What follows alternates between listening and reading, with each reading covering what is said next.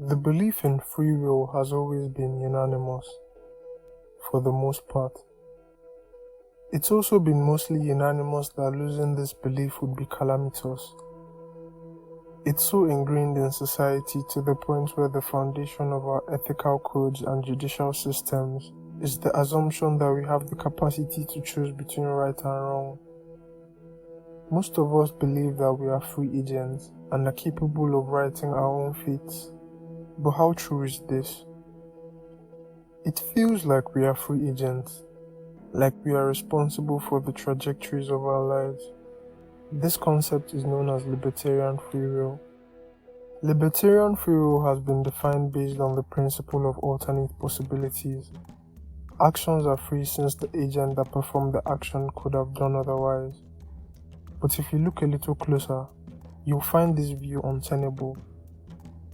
You see, the physical world is deterministic. Everything that happens in the present and those that will happen in the future are a result of things that happened in the past. Even random events fall under this description. An event being random just means it can't be predicted, not that it isn't caused. Take flipping a coin for example. If you were to measure every variable in a coin flip, such as the weight of the coin and the force of the flip, you would be able to predict with 100% accuracy whether the coin lands on heads or tails, or if it lands flat in the middle. Of course, in a real-life scenario, it would be close to impossible to take these measurements at an instant, but it doesn't negate the causes that led to the outcome. You may think that doing something as simple as watching this video was a choice you made, but given the situation you were in when you saw this video, you had two options: to watch the video or to go do something else. Alas, you chose the first option, and that's what you were always going to do. Maybe you now decide to stop watching the video in protest that you are a free agent. If you did that, that's also what you were always going to do. The thing is, you can never do otherwise than you did. If you went back in time to the moment you made a decision, without changing any variable, you make the same decision every single time. Taking an example Daniel Dennett cited in Freedom Evolves, a golfer misses an easy shot and then thinks, I could have holed it. Thinking that she could have played the shot differently if time were to rewind to the moment she played the shot would be wrong, even though holding such a shot is well within her skill set. All statements of this kind serve a similar purpose.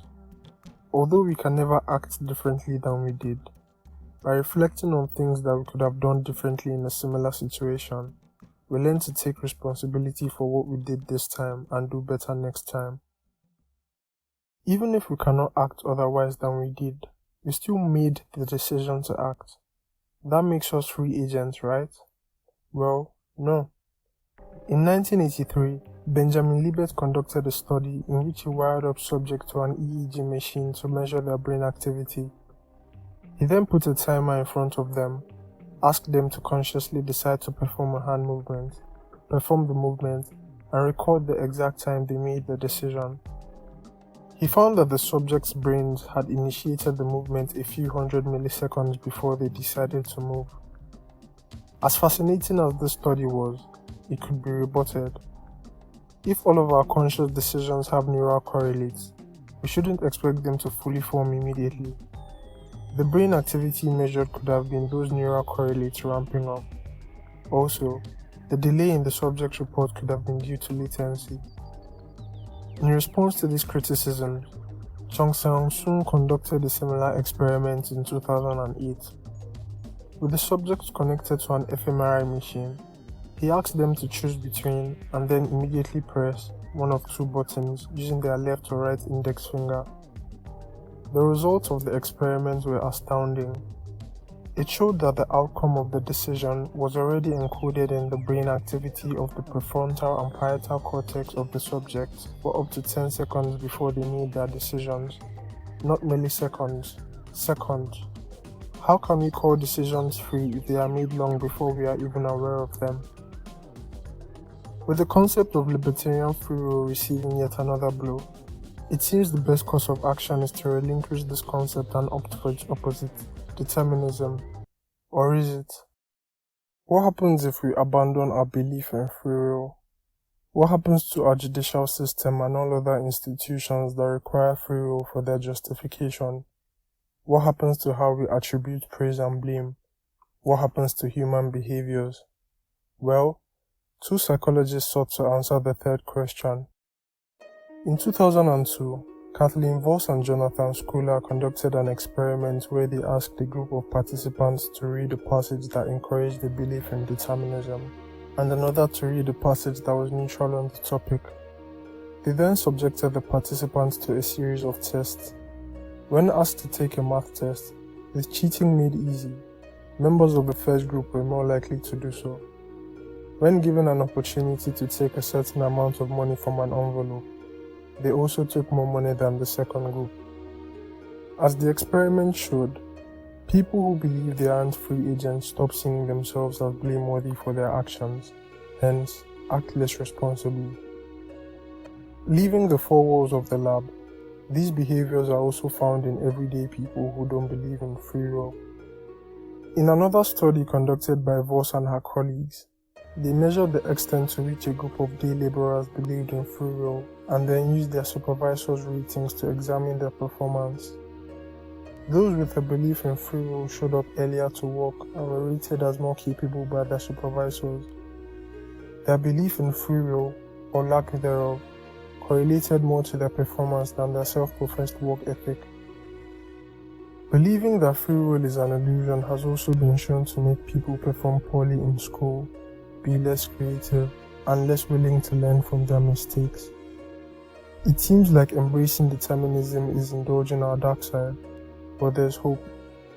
Although the evidence suggests that seeing our actions as determined by forces beyond our control may cause social problems, if we understand more about how our brains work, these problems wouldn't occur. As already established, if we were put in the same exact situation again, we would make the same decision every single time. This doesn't mean that the act of deliberation isn't real. People often confuse determinism with fatalism, but they are not one and the same. Fatalism is the belief that our decisions don't matter because whatever happens is what was destined to happen. When people learn that there is no free will, they often become fatalistic. They believe that effort will make no difference. This is a mistake, and this mistake was what caused the behaviors of the participants of the experiments who didn't believe in free will. If people better understood these distinctions, the consequences of losing faith in free will will be far less negative than the experiments suggest. There's also a third side to the free will argument, a middle ground so to speak. The view here is that free will and determinism are compatible. Deservedly, this view is known as compatibilism. It acknowledges the causal nature of the world, but it distinguishes between coerced and uncoerced choices. There are only two reasons for which an agent can ever perform an intentional action: because they are forced to or because they want to. According to this view, an agent acts freely if they are not coerced, but like the other views, there is a problem. It's not enough to say that choices are free as long as they are not coerced. Take addictive consumption, for example. Addicts aren't coerced to indulge in their addictions, but you can't call them free either. What then makes human actions genuinely free rather than merely uncoerced? Harry Frankfurt proposed an answer to this question when he published his theory on first and second order desires. First order desires are the ones we just have, craving a piece of cake for example. Second order desires are desires about these desires. For example, wishing to resist the desire for cake. According to Frankfurt, we have free will when our first and second order desires are aligned and we can act on them. When we choose to do things that, all things considered, we don't want to do, we haven't exercised our free will but have acted compulsively. But here's the thing, you can't choose what you want or don't want to do. You might have the capacity to choose to do what you want, but you don't have the capacity to choose what you want to want. Bear with me for a second. Think of something you want. Try to not want it. Think of something you don't want. try to want it. You can't. That's not to say that you can't not want something anymore, just that it's not in your control. You also can't choose how badly you want what you want. As Alex O'Connor put it, you can't control the strengths or objects of your desires. It's they that control you. Take the case of this anonymous sex offender. In 2000, there was a 40-year-old man whose sexual preferences began to take a turn for the worse. He developed an overwhelming interest in child porn, which he tried to hide from his wife, but she discovered his collection of child porn and noticed him making subtle sexual advancements towards his prepubescent stepdaughter. After reporting him to the authorities, he was found guilty of child porn and ordered by the judge to either undergo rehabilitation or go to jail. He went with the first option and made inappropriate sexual advancements toward the staff and other patients. He was then expelled from the rehab center and sentenced to prison. Around this time, he began complaining of worsening headaches. The night before he was to report for his sentence, he couldn't stand the pain anymore, so he went to the emergency room. He underwent a brain scan which revealed a massive tumor in his orbifrontal cortex, a region in the frontal lobe concerned with decision making. After the neurosurgeons removed the tumor, his sexuality returned to normal. A year later, his urges returned. It turned out that a part of the tumor was missed during the first operation and was regrowing. After it was removed, his urges returned to normal, for good this time. This man, more likely than not, didn't want these urges. He also couldn't control the strength of the urges, but they could control him, and they did. As extreme as this case may be, this goes to show how no one is ultimately responsible for who they are. Likewise, no one is ultimately responsible for what they've done. The genes you were born with, i.e. your nature, and the way you were raised, i.e. your nurture, define who you become. And of these two factors, you only have control over the latter. Having said all that, we can't discredit the fact that we feel free, even if the science says otherwise. It's possible that the reason free will feels real and not illusory, even if it is because it's been necessary for our survival as a species.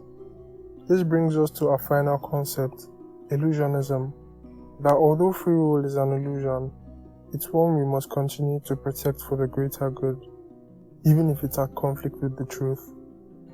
So whether or not I chose to make this video, and whether or not you chose to watch it, I made the video and you watched it, and in the end, that's all that matters.